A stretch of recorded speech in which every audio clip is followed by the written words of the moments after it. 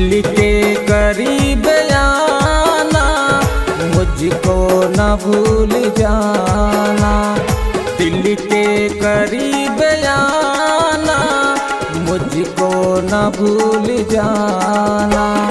सांसों में तुम बसी हो, सांसों में तुम बसी हो, धड़कनों में हर रहना।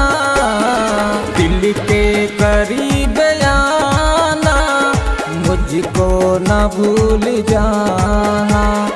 दिल के करीब आना, मुझको न भूल जाना।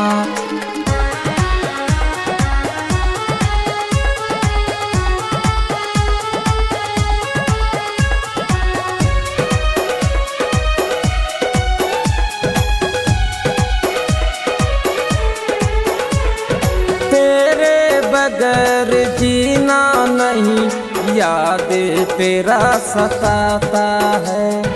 हर पल यूं, हर पल हाँ, तू ही नजर आती है।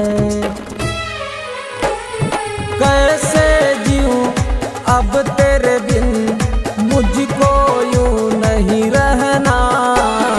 दिल के करीब आना, मुझको न भूल जाना।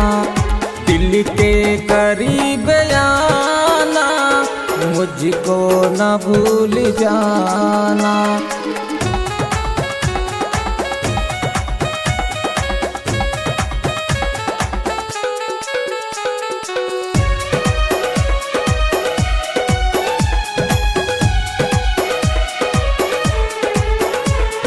मेरे यादों सांसों में तू ही जान रहती है। जगह जगह बस हाँ तू एक झलक दिखलाती है।